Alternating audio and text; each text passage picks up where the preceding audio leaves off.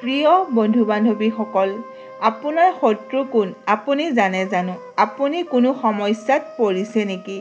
আপুনি নজনাকৈ কোনোবাই আপোনাৰ ঘৰত টনা টোটকা বা কলা যাদু কৰিছে নেকি? আপুনি বুজিব পাৰিছে জানো যে আপোনাৰ উন্নতিত কোনোবাই বাধাৰ সৃষ্টি কৰিছে? তেন্তে আজিৰ এই ভিডিঅ'টো আপোনাৰ বাবে হয়। গতিকে ভিডিঅ'টো সম্পূৰ্ণ শেষলৈকে চাওক। প্ৰিয় বন্ধু বান্ধৱীসকল, তন্ত্ৰশাস্ত্ৰত নেমুক ভীষণ শক্তিশালী আৰু ঊৰ্জাবান বুলি মনা যায়। এই নেমুক অশুভ শক্তিক দূৰ কৰাৰ কামত ব্যৱহাৰ কৰা হয়। নেমু মা কালী আৰু ভৈৰৱ বাবাক অৰ্পণ কৰা হয়। সেইকাৰণে এই নেমুক ভীষণ কাৰ্যকৰী আৰু জ্যোতিষ শাস্ত্ৰত নেমুৰ ভীষণ মহত্ব আছে। নেমু কেৱল যে খোৱাৰ কামতেই ব্যৱহাৰ কৰা হয় সেইটো কিন্তু নহয়। এই নেমু তন্ত্ৰশাস্ত্ৰ আৰু জ্যোতিষ শাস্ত্ৰত আৰু নজৰ দোষ, অশুভ শক্তি, ব্যৱসায়ত বাধা দূৰ কৰাৰ কাৰণেও ব্যৱহাৰ কৰা হয়।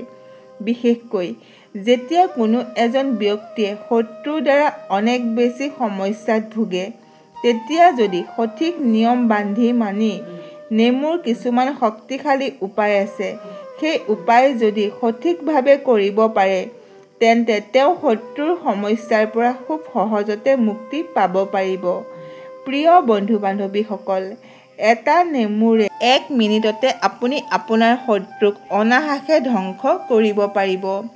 নেমুৰ এই উপায় যদি সঠিকভাৱে কৰিব পাৰে, যিসকল মানুহে শত্ৰুৰ দ্বাৰা বহু বেছি সমস্যাত আছে, বহু বেছি কষ্টত আছে, অশান্তিত আছে বা যাৰ ওপৰত বহু ধৰণৰ টনা টোটকা, কলা যাদু কৰি থৈছে শত্ৰুৱে, সেই শত্ৰুৱে আপোনাক বহু বেছি সমস্যাত পেলাইছে, তেন্তে নেমুৰ এই সৰু উপায়টো কৰিলে এই সকলো সমস্যাৰ পৰা মুক্তি পাব পাৰিব আপুনি।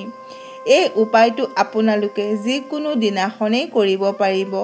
পুৰুষ বা মহিলা সকলোৱে এই উপায়টো কৰিব পাৰিব। এই উপায়টো সঠিকভাৱে কৰিব পাৰিলে আপোনাৰ শত্ৰুৱে কেতিয়াও আপোনাৰ ফালে ঘূৰি চাবলৈ সাহস নকৰে। আপোনাৰ কোনো ধৰণৰ ক্ষতি কৰাৰ কথা সিহঁতে কেতিয়াও ভাবিব নোৱাৰিব। আপোনাৰ গাৰ নোম এডালো লৰাব নোৱাৰিব। সেই শত্ৰু যিমানেই শক্তিশালী নহওক কিয়, সিহঁতে আপোনাৰ ওচৰত সদায় মূৰ তললৈ কৰি থাকিব। গতিকে ভিডিঅ'টোৰ মাজলৈ যোৱাৰ আগতে আপোনালোকৰ ওচৰত এটা সৰু অনুৰোধ। যদি আপোনালোক আমাৰ এই চেনেলটোলৈ নতুনকৈ আহিছে, তেন্তে আমাৰ এই ভিডিঅ'টো লাইক কৰি আন 10জনে উপকৃত হ'ব পৰাকৈ ভিডিঅ'টো শ্বেয়াৰ কৰি দিয়ে যেন। আৰু যদি আপুনি প্ৰভু শ্ৰীৰামৰ প্ৰিয় ভক্ত হয়, তেন্তে কমেণ্ট বক্সত জয় শ্ৰীৰাম বা জয় হনুমান বুলি লিখি দিবলৈ পাহৰি নাযাব। তেন্তে আহক ভিডিঅ'টো আৰম্ভ কৰোঁ। প্ৰিয় বন্ধু বান্ধৱীসকল, এই উপায়টো কৰিবলৈ আপোনালোকে এটা পৰিষ্কাৰ আৰু নিখুঁত নেমু ল'ব লাগিব। নেমুটোত যাতে কোনো ধৰণৰ দাগ বা ফুটা ফটা নাথাকে, একেবাৰে সেউজীয়া নিখুঁত এটা নেমু লৈ ল'ব। তাৰপিছত ল'ব লাগিব এটা কলা চিয়াঁহীৰ কলম। কলা কলম, মাৰ্কাৰ বা স্কেচ পেন ল'লেও হ'ব, কিন্তু চিয়াঁহীৰ ৰং কলা হ'ব লাগিব। তাৰপিছত আপুনি কি কৰিব লাগিব? আপুনি আপোনাৰ ঘৰৰ এক নিজান কোণত এখন আসন পাৰি বহি ল'ব আৰু এই উপায়টো সম্পূৰ্ণ পৰিষ্কাৰ আৰু শুদ্ধভাৱে কৰিব লাগিব। এই উপায়টো কৰাৰ সময়ত যাতে আপোনাক পিছৰ ফালৰ পৰা কোনেও নামাতে, অৰ্থাৎ কোনেও যাতে আপোনাক ডিষ্টাৰ্ব নকৰে, লগতে আপুনিও কাকোকে নামাতিব, কাৰো লগতে কথা নাপাতিব। এই কথাটোৰ ওপৰত বিশেষ ধ্যান ৰাখিব। চুপচাপ নিস্পষ্টভাৱে আপুনি এই উপায়টো কৰিব লাগিব। এখন হাতত নেমুটো লৈ ল'ব আৰু সেই কলা চিয়াঁহীৰ কলমটোৰে আপুনি যদি আপোনাৰ শত্ৰুৰ নাম জানে, তেন্তে সেই শত্ৰুৰ নাম লিখিব। বহু লোক এনেকুৱা আছে যিসকলে তেওঁলোকৰ শত্ৰুৰ নাম নাজানে। তেওঁলোকৰ কিমান শত্ৰু আছে সেইটোও কিন্তু তেওঁলোকে নাজানে। তেওঁলোকে তেওঁলোকৰ শত্ৰুক চিনি নাপায়। তেনে ক্ষেত্ৰত আপোনাৰ যি গুপ্ত শত্ৰু আছে, যি শত্ৰুৰ নাম আপুনি নাজানে, তেনে ক্ষেত্ৰত এই নেমুৰ ওপৰত কেৱল শত্ৰু বুলি লিখি দিব। কলা চিয়াঁহীৰ কলমেৰে কেৱল শত্ৰু বুলি লিখি দিব।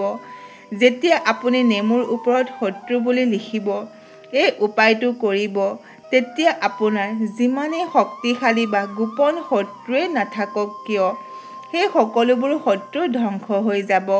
তাৰপিছত এই নেমুটো এখন ক'লা ৰঙৰ কাপোৰেৰে ভালদৰে মেৰিয়াই বান্ধি ল'ব আৰু তাৰপিছত এই ক'লা কাপোৰেৰে বন্ধা নেমুটো হাতত লৈ 3 বাৰ ক'ব লাগিব, মোৰ শত্ৰু ধ্বংস হওক, মোৰ শত্ৰু ধ্বংস হওক, মোৰ শত্ৰু ধ্বংস হওক।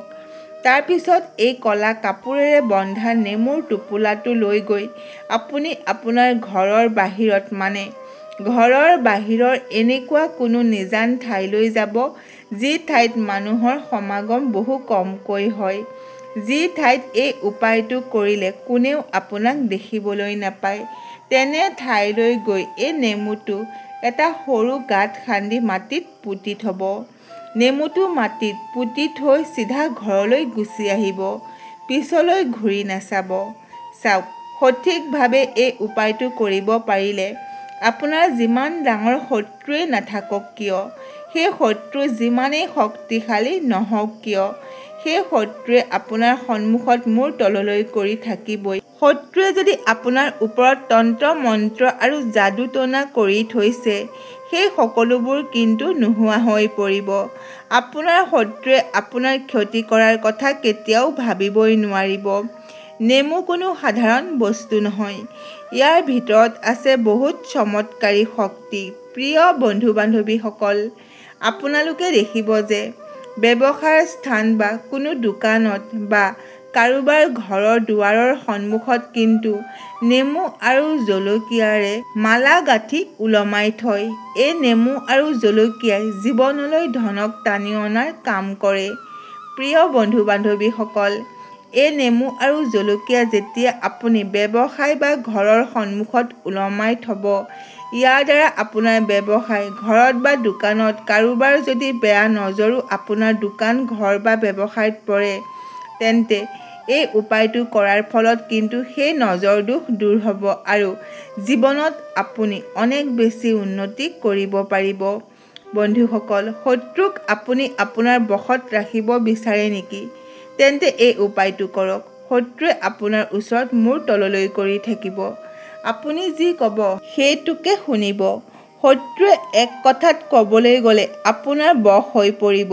বন্ধুসকল, যিকোনো এদিনাখন এটা পৰিষ্কাৰ সেউজীয়া নিখুঁত তাজা নেমু ল'ব। এই নেমুৰ ওপৰত কাজলেৰে আপোনাৰ শত্ৰুৰ নাম লিখিব। তাৰপিছত এই নেমুটো যিকোনো প্ৰবাহিত নদীত উটুৱাই দিব। এই নেমুটো যেতিয়া আপুনি উটুৱাই দিব, তেতিয়া আপোনাৰ শত্ৰু কিন্তু আপোনাৰ বশ হৈ পৰিব। গতিকে উপায়টো কৰি চাব, তেতিয়া ইয়াৰ চমৎকাৰী প্ৰভাৱ আপুনি নিজেই দেখিবলৈ পাব। উপায়বোৰ সৰু সৰু হ'লেও কিন্তু ইয়াৰ প্ৰভাৱ বহু চমৎকাৰী হয়।